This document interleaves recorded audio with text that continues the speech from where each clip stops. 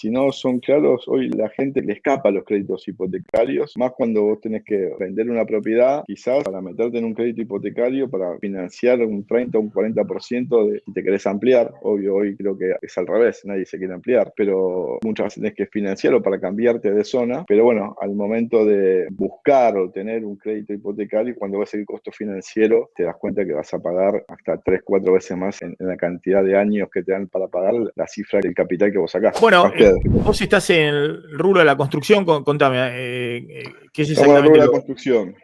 Sí, Sí. tengo una empresa constructora en Capital Federal. Sí. Y bueno, venimos ahí también tratando de remarla y tratando de salir adelante en estos, un poco los valores que ustedes venían hablando antes de mi ingreso de la no movida del dólar, y en el cual, si bien tenés un movimiento constante de los precios de los materiales de construcción, es como que el piso y el techo es como que se están arrimando al valor cuando uno sale a vender. Ahora, explicame un poquito eso. ¿Vos qué construís? ¿Edificios? Edificios, edificios, sí, edificios de vivienda multifamiliar. Sí. Y bueno, muchas veces hay una preventa, que la preventa, como te decía antes, muchas veces toca el piso de lo que es un departamento ya construido, terminado. Entonces es donde empieza bueno, una empresa, por lo menos a mí, los que hacemos preventa de quizás algún proyecto, se te empieza a complicar con departamentos ya desarrollados y que están terminados para entregar, con los cuales empiezan a tocar lo que es el valor de una preventa a un valor de un terminado. A ver, explicame un poquito mejor eso. Se dispararon los costos de la construcción. El año pasado, por lo menos, además del parate de la obra pública, había un gran stock de viviendas construidas los años anteriores, y todos decían, bueno, no tiene sentido construir hoy, porque todavía hay mucha oferta de usados o a estrenar ya construidos. Eso es así. Y hoy, ¿cuál es la situación respecto a eso? ¿Cómo se fueron moviendo los precios, ¿no? Porque uno decían, bueno, mirá, hay algunos que están vendiendo incluso a precios que son prácticamente el costo de hoy de iniciar una obra, ¿no? Claro, porque vos tenés obras que quizás tenías un valor en el cual ibas a hacer la venta, pero muchas veces encadenás obras de acuerdo a las preventas o de acuerdo a las ventas que hagas, y necesitas ese movimiento constante de venta y preventa para seguir funcionando hacia adelante o para construir un nuevo proyecto que tenés hacia adelante. Entonces, como había mucha oferta de unidades paradas a la venta, hay veces que te hace salir como se le dice en la jerga, a quemar algunos departamentos al costo, porque bueno, vos ya tenés hacia adelante proyectos encajados que tenés que empezar a construir, empezar a armar este cash flow de materiales, la amortización, y salir de quizás hacerte de una compra o un stock de materiales que siempre te van subiendo. O sea, si bien no es una suba importante, pero vos siempre tenés movidas de 1 o 2% en el total, ¿no? Se te mueve un 0,5 la arena, se te mueve un 1% el ladrillo, se te mueve un 2% el hierro. O sea, siempre vas teniendo variaciones.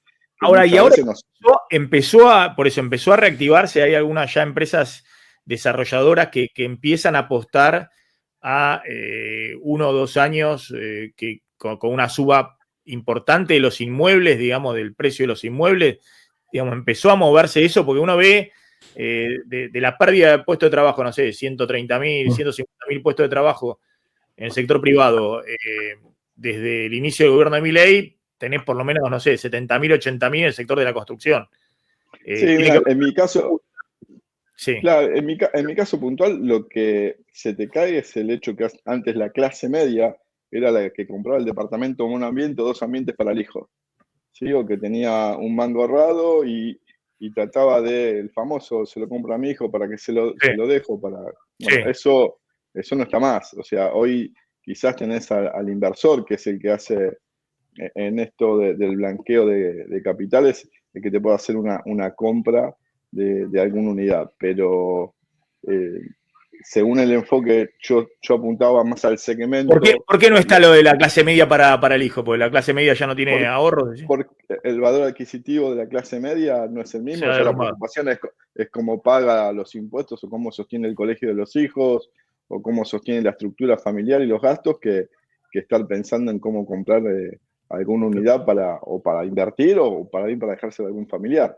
Entonces, esa perforación de ingresos de la clase media hizo que por lo menos en mi segmento, que es donde yo tengo básicamente, eh, o tenía los clientes a donde apuntábamos, es donde ves un deterioro. Después sí tenés distintas zonas o lugares de Capital Federal que seguramente eh, son otro tipo de inversión, pero el desarrollo que va o que nosotros apuntamos que era la clase media, lo ves caído por esto que te digo yo, la caída de, del salario, la preocupación que ya pasa por otro lado y no por, como fue en algún momento, de poder invertir o tener algo, algún capital ya sea para algún familiar o para bien sacar algún rédito.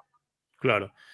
Martín, Sí, Gustavo, ¿vos notás una reactivación en la industria, digamos, despareja, homogénea o con qué perfil la notás? Porque estamos viendo, digamos, algunas zonas con muchas construcciones, pero también recibimos acá en el programa muchos desarrolladores que nos pintan un panorama sombrío, pero vemos como un contraste muy grande. ¿Vos cómo estás viendo eso?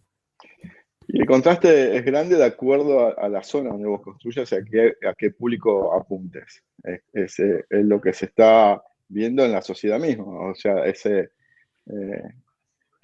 esa punta que toca algo muy alto y la parte de abajo que va demasiado hacia abajo y no hay un término medio, pero de acuerdo al desarrollo y donde vos apuntes, es seguramente quizás tengas un poco más de ventas si vos vas a zonas como puede ser Puerto Madero, Urquiza, Belgrano, seguramente quizás tengas un público donde pueda seguir invirtiendo en lo que son unidades a estrenar y después tenés zonas más tirando para lo que es zona sur o de Capital, Flores, Liniers, Villaluro, que son otro público y los que yo lo que le explicaba antes, que quizás más apuntado a la clase media, que es donde vos sentís que el poder adquisitivo se cae o está muy por debajo de lo que antes uno podía, te dabas cuenta que venía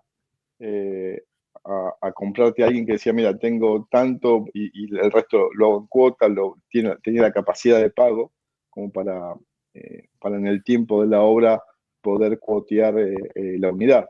Hoy ya no lo tenés más.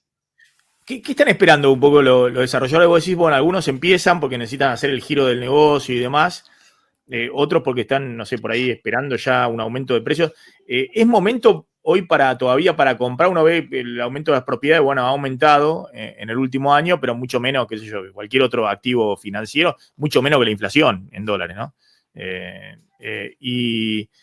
Por eso la pregunta ¿es un buen momento?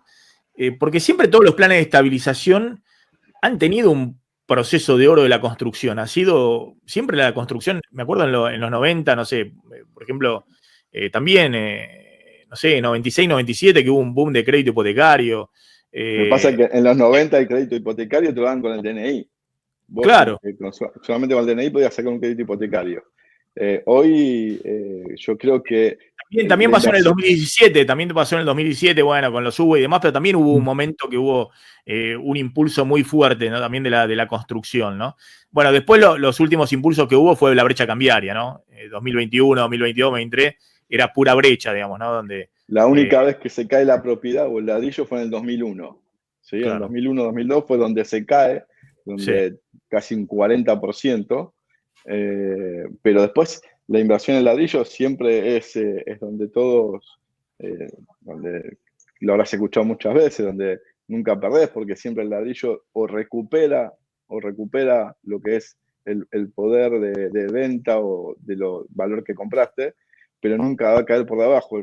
Yo hace casi 20 años que tengo en la empresa y la única vez que vi caer la propiedad o la venta de la propiedad fue en el 2001, y lo que sí noto ahora es que hay un parate en cuanto a esto de la cantidad de personas que vos tenías preguntando o quizás consultándote para una venta. Hoy es el ABC1 de un público que tiene la capacidad para salirte a comprar un departamento.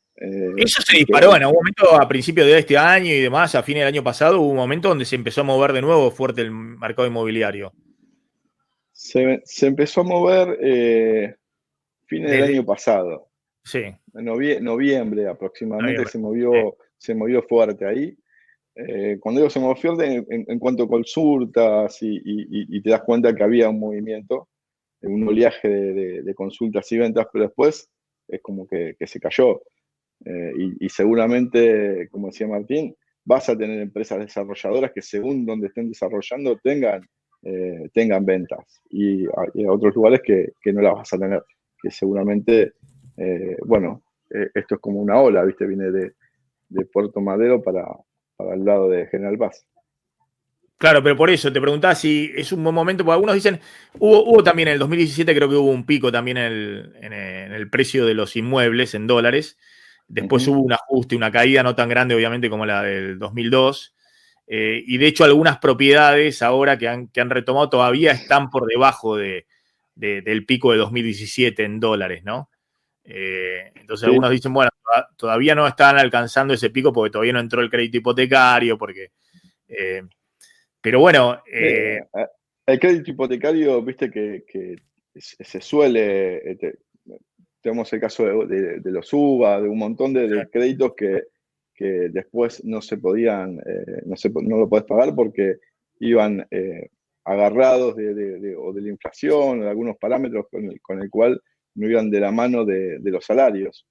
Entonces, si los créditos no son muy claros al momento de comprar, como esto que en un momento también salió el tema de los créditos para lo que son departamentos en pozo, pero si no son claros, hoy la gente le escapa a los créditos hipotecarios, más cuando vos tenés que vender una propiedad, quizás para meterte en un crédito hipotecario, para financiar un 30 o un 40% de si te querés ampliar. Obvio, hoy creo que es al revés, nadie se quiere ampliar, pero muchas veces tenés que financiarlo para cambiarte de zona, pero bueno, al momento de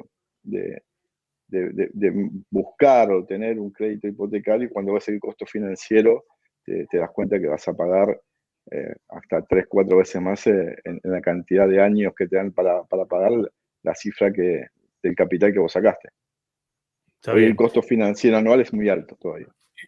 Amílcar, ¿tenés una última? Sí, no, más que nada en tema precio, porque ven, vos tenés de la obra, ¿cuáles son los precios? Porque vos decís, el metro cuadrado queda alto para construir, es casi comparable a los que son las unidades usadas.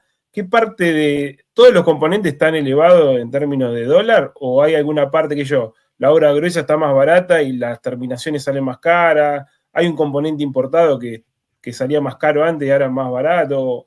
¿Qué precio determinan esa... Siempre son las terminaciones. Precio final tan alto, ¿no? Claro, siempre son las terminaciones y el inicio de obra, que son los hierros. Más allá después de lo que son la parte de las losas, ¿no?